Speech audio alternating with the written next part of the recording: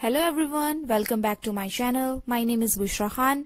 आज की इस वीडियो में हम क्लास 12 के चैप्टर लॉस्ट स्प्रिंग को डिस्कस करते हुए उसमें कैरेक्टर स्केच और इम्पोर्टेंट क्वेश्चंस भी देखेंगे। तो वीडियो एंड तक जरूर देखें और प्लीज चैनल को सब्सक्राइब करना ना भूलें। लॉस्ट स्प्रिंग की ऑथर अनीस जंग है। इस चैप्टर में ऑथर ने ऐसे बच्चों की स्टोरीज हमें बताई हैं जो अपने चाइल्डहुड को एंजॉय नहीं कर पाए और इन बच्चों को किसी ना किसी वजह से बचपन में ही काम करना पड़ा।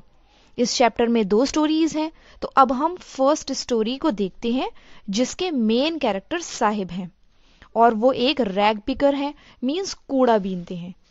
उनकी फैमिली 1971 में बांग्लादेश से माइग्रेट होकर इंडिया आ गई और अब वो लोग सीमापुरी में रहते हैं। ऑथर साहिब को रोज सुबह गार्बेज में कुछ ढूंढते हुए देखती हैं और एक दिन उससे पूछती हैं कि वो ये काम क्यों करता है। साहिब रिप्लाई देता है कि इसके अलावा उसके पास कोई काम नहीं है। ऑथर उससे बोलती हैं कि वो स्कूल जाया करे, लेकिन साहिब के आसपास कोई स्कूल नहीं है। ऑथर मजाक में पूछती हैं कि अगर वो स्कूल स्टार्ट करे तो क्या साहिब पढ़ेगा, और साहिब खुश हो जाता है। लेकिन ऑथर का स्कूल स्टार्ट करने का कोई इंटेंशन ही नहीं था और साहिब इस बात को सीरियसली ले लेता है। साहिब का पूरा नाम साहिब आलम है। It means Lord of universe, means पूरी कायनात का मालिक। लेकिन साहिब रियलिटी में अपने जैसे और बच्चों के साथ रोड पर घूमता है और कूड़ा उठाता है। ऑथर साहिब के कुछ साथियों से बात करती है।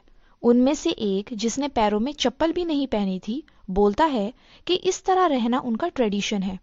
लेकिन ऑथर जानती है कि गरीबी की वजह से ये बच्चे नंगे पैर रहते हैं।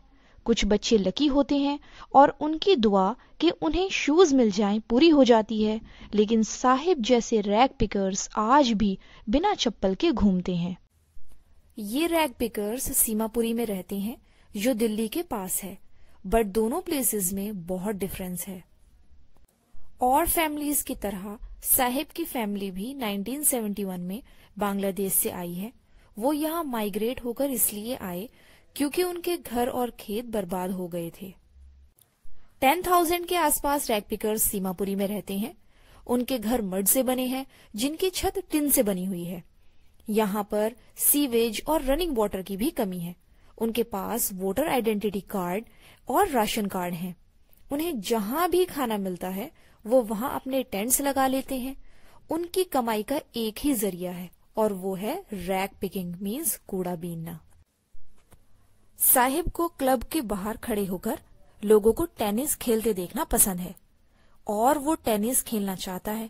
किसी ने उसे डिस्कार्डेड टेनिस शूज दे दिए।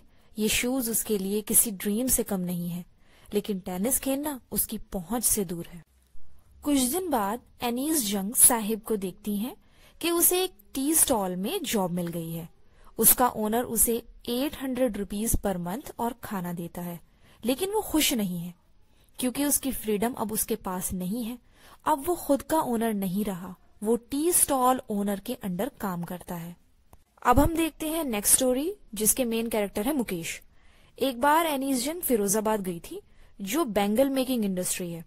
फिरोजाबाद में हर कोई बैंगल्स बनाता है।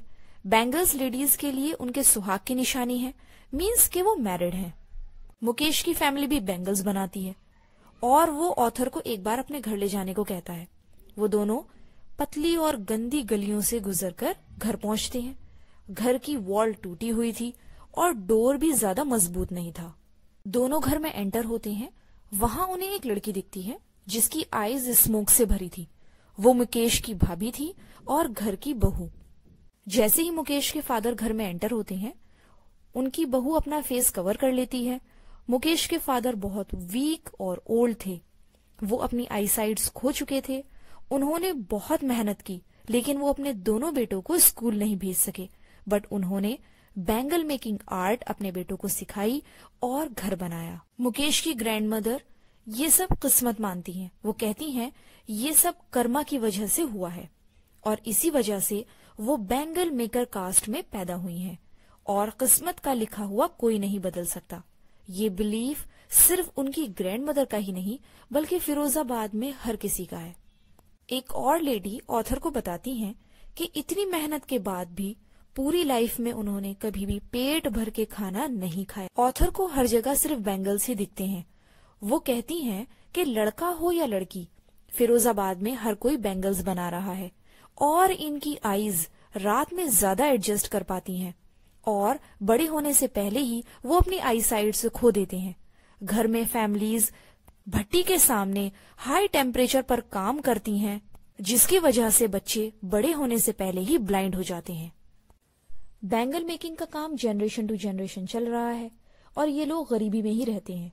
इतनी मेहनत के बाद भी ये गरीबी से ही मरते हैं और वक्त के साथ कुछ भी नहीं बदला।